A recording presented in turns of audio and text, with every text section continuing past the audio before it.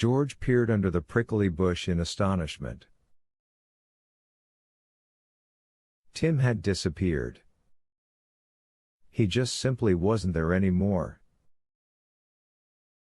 There was the big rabbit hole, made enormous by Tim, but there was no Tim.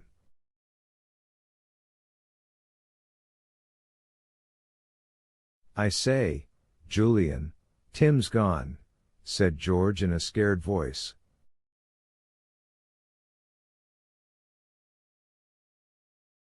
"He surely can't have gone down that rabbit's hole, can he? I mean, he's such a big dog."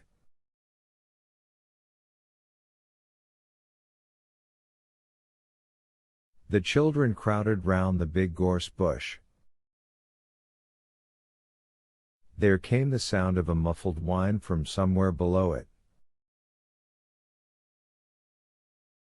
Julian looked astonished. "He is down the hole," he said. "How queer. I never heard of a dog really going down a rabbit hole before."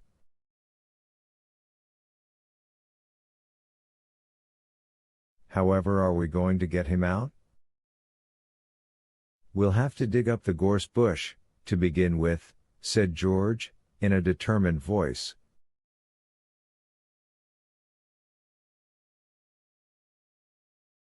She would have dug up the whole of Kieran Castle to get Tim back, that was certain.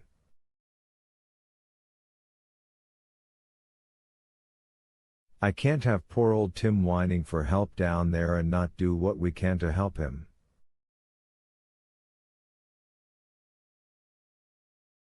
The bush was far too big and prickly to creep underneath.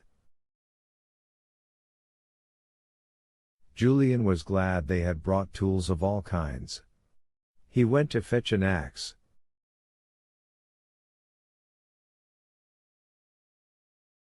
They had brought a small one with them and it would do to chop away the prickly branches and trunk of the gorse bush.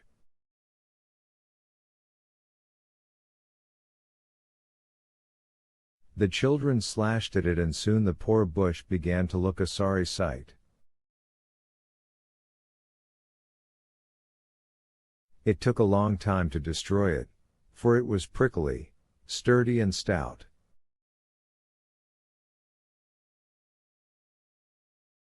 Every child's hands were scratched by the time the bush had been reduced to a mere stump.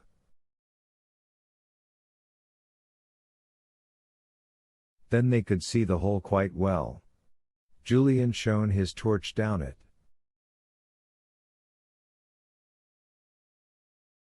He gave a shout of surprise. "I know what's happened.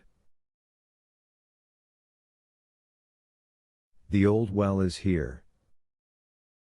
The rabbits had a hole at the side of it, and Tim scraped away to make it bigger and uncovered a bit of the well hole, and he's fallen down the well.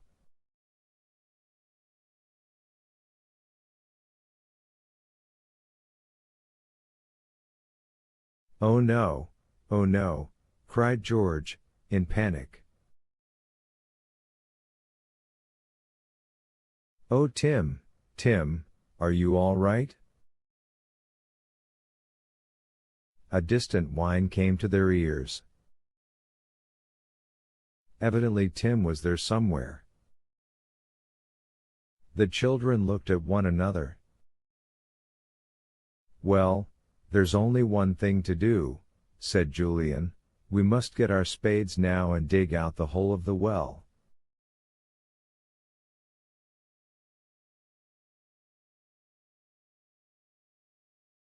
"Then maybe we can let a rope down or something and get Tim." They set to work with their spades.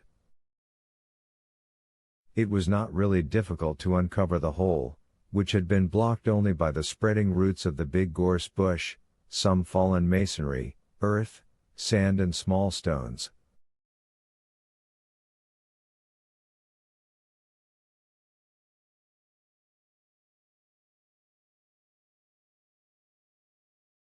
Apparently a big slab had fallen from part of the tower across the well hole, and partly closed it.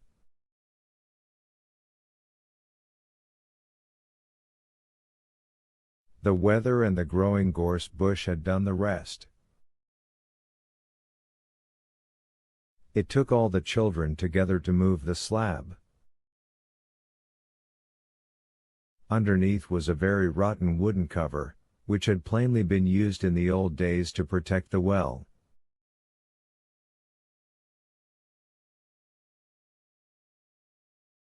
It had rotted so much that when Tim's weight had been pressed on it, it had given just there and made a hole for Tim to fall through.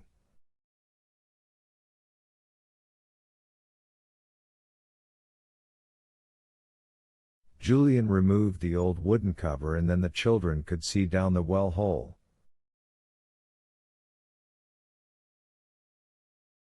It was very deep and very dark. They could not possibly see the bottom. Julian took a stone and dropped it down. They all listened for the splash. But there was no splash. Either there was no longer any water there, or the well was too deep even to hear the splash.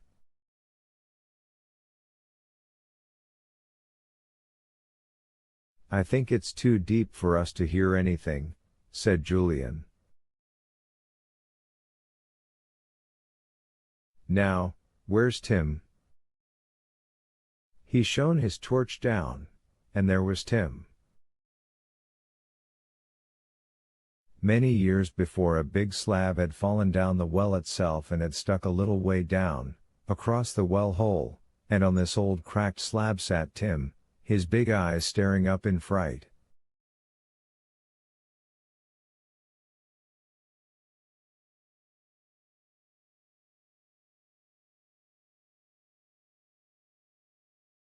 He simply could not imagine what had happened to him.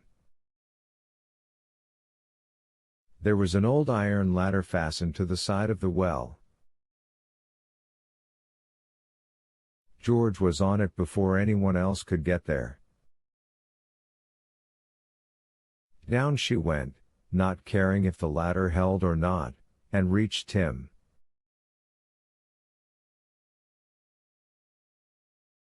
Somehow she got him onto her shoulder and, holding him there with one hand, she climbed slowly up again.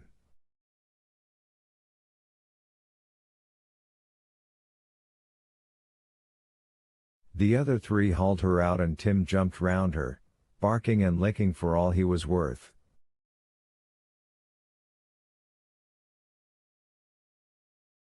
"Well, Tim," said Dick, "you shouldn't chase rabbits, but you've certainly done us a good turn, because you've found the well for us."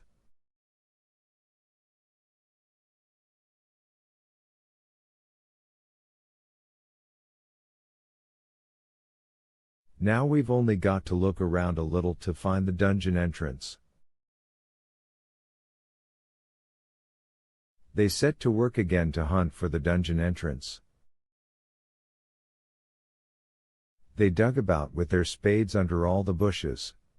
They pulled up crooked stones and dug their spades into the earth below, hoping that they might suddenly find them going through into space.